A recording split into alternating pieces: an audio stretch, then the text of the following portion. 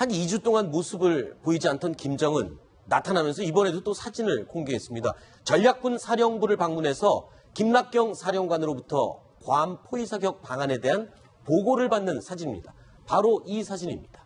그런데 이 사진을 보면요. 이 바닥에 지도를 하나 보고 있습니다. 자, 지도의 위치를 한번 저희가 확대를 해봤는데 잘 안 보이시죠? 저희가 잘 보이는 지도로 만들어봤습니다. 괌을 향해서 화성 12형 미사일을 발사하는 발사 지점이 바로 신포 지역이다라는 것을 공개한 사진에서 은근슬쩍 드러내고 있습니다.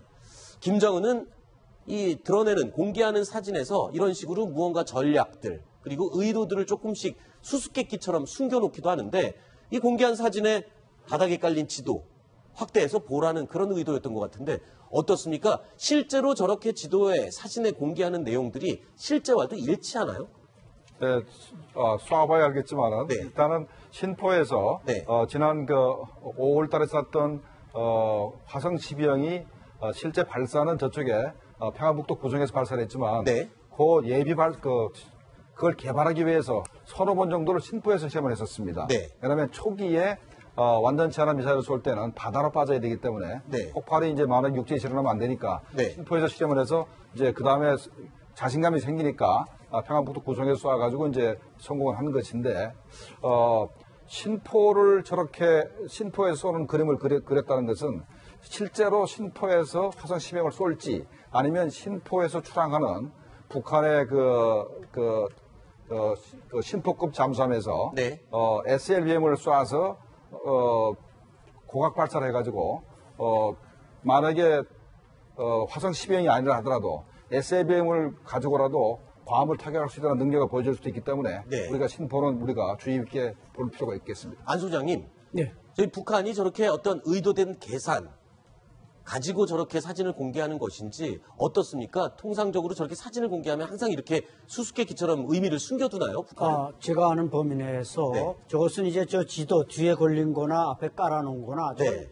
김정은 최고사령관에게 보이견 브리핑 지도이지 네. 군사작전 지도는 분명히 아닙니다. 아, 보여주기 위한 거군요. 네, 최근까지도 북한의 모든 군사작전 지도는 흑백으로 돼 있지 칼라로 돼 있지 않습니다. 아, 따라서 저기서 지금 신포를 가리킨다는 것은 결국 신포에서 쏘겠다는 게 아니라 무수단이나 그 북쪽 지역에서 쏠 가능성이 높다. 이제 말씀하신 대로 반드시 해안을 끼고 쏘되 저렇게 위치를 최고사령관이 적시하도록 보여주고 있다는 것은 이게 말이 안 되죠. 우리 대한민국도 현무를 몇 번 쏘지만 우리 작전 몇몇 핵심 멤버 내놓고 그 현무가 어디서 발사되는지 전혀 모르듯이 네. 북한도 제가 볼 때는 무수단에서나 뭐 다른 지역에서 쏘는데 저 심포를 위장으로 저렇게 노출시키는 것은 아닌가 이렇게 보여집니다. 가만 보면요. 북한에서 공개하는 사진들 숨은 그림 찾기 하는 것 같습니다. 저희도 보도 준비를 하면서 참 이 수수께끼를 푸는 느낌인데 지난달 중순에요. 화성 14형 이 시험 발사 성공을 축하하는 그 자리에 수십 장을 또 사진을 북한이 공개했죠. 그때 이미 북극성 3형 미사일을 은근히 노출을 했습니다. 자, 김정은이 서 있고요. 사람들의 등에 가려져 있는데 이렇게 누워있는 이 미사일 가만 보면 북자입니다. 그리고 밑에 3자가 보입니다.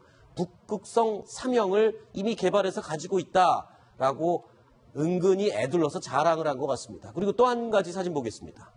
잠수함 앞에 서 있으면서 활짝 웃고 있는 김정은의 모습인데요. 저 뒤에 보이는 모습, 신포급 잠수함입니다. 신포급 잠수함, 즉 SLBM을 장착해서 발사할 수 있는 북한이 보유한 잠수함이죠. 자, 나 잠수함 가지고 있고 SLBM 가지고 있어. 이거를 은근히 자랑한 모습이었습니다. 자, 어떻게 보십니까? 안찬일 소장님. 그렇죠. 그런 의도가 다 담긴 겁니까? 그렇죠. 다분히 뭐 보여주기 위한 북한의 사진 한 장 한 장은 다 선전선동부에서 심사하고 김여정이 뭐 내라 그래야 낸다고 이렇게 알려져 있기 때문에 네. 김정은이 저런 중요한 무기 체계 그런 대량 살상 무기를 개발하는 사진들 저 우측엔 지금 조용원 당 조직지도부 부부장도 보이고 합니다만은 저런 사진은 계산된 배경을 깔고 네. 거의 저것도 일종의 무력 시위다 이렇게 네. 보셔야지 뭐 그냥 얼떨결에 나왔다 이렇게 보면 절대로 안 되죠. 네. 그러니까 자, 예. 북극성 3형을 개발했다는 걸 과시를 하고 또 신포급 잠수함을 보여주면서 우리가 북극성 3형을 신포급 잠수함에서 쏠 준비가 돼 있다. 네. 뭐 이런 거를 과시한 거로 봐야 되겠습니다. 네. 자, 근데 왜 하필 신포일까? 신포에 조선소가 있지 않습니까? 북한이 지금 신포 조선소에 굉장히 집착을 하는 모습을 보이는데 38로스에서 공개한 이 위성 사진입니다. 위장막으로 덮여 있는 신포급 잠수함. 이게 지금 SLBM을 발사 준비하는 게 아니냐라는 내용으로 어제 저희가 소개해드렸던 위성 사진인데 북한이 이렇게 신포조선소에 집착을 하고 집중하는 이유가 있습니까? 어떤 곳입니까? 신포조선소.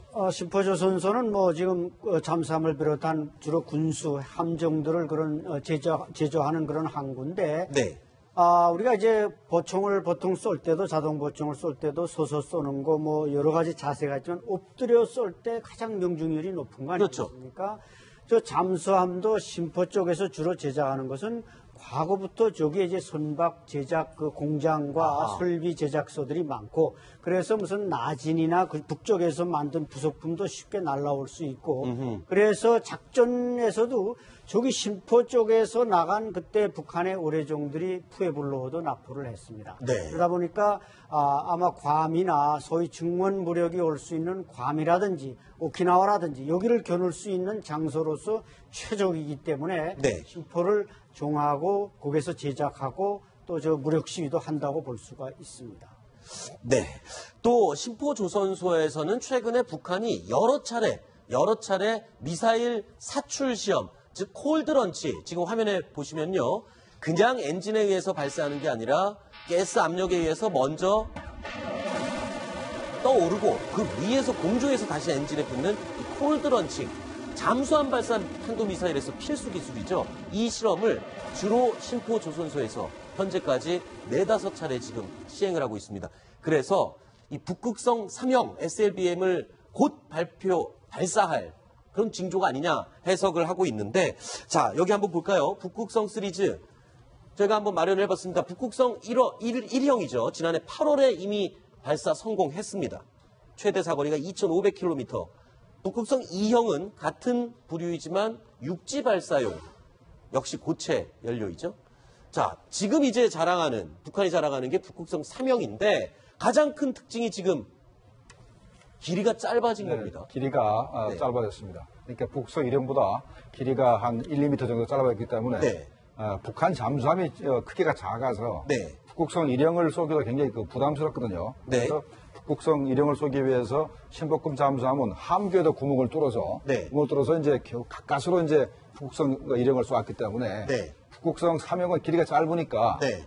잠수함 내 몇 개를 더 싣고 다닐 수 있을 수도 있고 네. 아니면 신포급 잠수함보다 크기가 작은 그러니까 신포급이 2,000톤이니까 2,000톤보다 작은 1,800톤급이나 이런 잠수함에서도 쏠 수 있게 이렇게 미사일 크기를 이렇게 짧게 만든 것 같습니다. 그렇다면 지난번에 제가 말씀드렸지만 북한이 로미오급 잠수함을 한 22척을 가지고 있습니다. 그 22척이 사실 너무나 낡고 했기 때문에 SLBM을 쏘기는 굉장히 부적합합니다만 그건 우리 판단이고 북한은 예상의 존재들입니다. 그래서 네. 그 사람들은 로미오급 잠수함에 그 함교 뜯어내고 네. 새로 발사관을 다른 함교를 집어넣는다면 네. 아마 북극성 3형 같은 작은 미사일을 쏠 수 있을 수도 있습니다. 그렇기 때문에 만약에 북극 3형이 성공한다면 네. 이건 굉장히 우리한테 위협이 될 수도 있는 겁니다. 그렇죠. 자, 그래서 지금 하신 말씀을 그림으로 다시 한번 표현을 해봤습니다. 신포급 잠수함 2,000톤급이죠. 여기에 지금 이미 성공한 북극성 1형 미사일은 한 발밖에 실을 수가 없습니다. 그런데 지금 새로 개발했다는 북극성 3형 크기가 작아졌죠. 그래서 신포급보다도 덩치가 작은 잠수함에도 장착을 가능하다. 이렇게 분석이 됩니다. 이 작은 잠수함에서는 북극성 1형은 아예 발사할 수조차도 없는 거죠. 그러니까 2,000톤급 신포급에서 가까스로 쏠 수 있을 정도니까 네. 그보다 적은 잠수함에서는 뭐 생각을 할 수가 없는 거죠. 만약 이게 사실이라면 굉장히 위협적인 그런 존재가 될 수 있겠죠. 사실 북한에서는 신포조선소에서 2,000톤급 잠수함에는 한 발밖에 실지 못하기 때문에 여러 발을 신기 위해서 3,000톤급 잠수함을 건조하고 있거나 이미 완료했다라는 이야기도 들리고 있죠. 다음 그림으로 바꿔주시죠. 네. 자, 여기는 북극성 1형 큰 미사일도 3기나 탑재할 수가 있고, 자, 이거 지금 가능성 있는 얘기입니까? 이게 더 위협적입니까? 아니면 작은 잠수함에 실은 북극성 3형이 더 위협적입니까? 3톤급이 더 위험하죠. 위험한데 지금 3기 탑재라고 우리 군에서 깎아서 얘기하는 건데 네. 우리 군의 3,000톤급 잠수함은 SLBM을 한 6기 이상 쏠 수가 있습니다. 아하. 그럼 왜 북한은 왜 3기밖에 못 쏜다고 저렇게 주장하는지 저게 참 의심스럽거든요. 네. 그러니까 제가 참 우리 군은 참 이렇게 애놀이를 잘합니다. 내볼 때는 3기 이상 쏠 수 있습니다. 6발 정도는 가지고 다닐 수 있을 것 같아요. 그렇군요.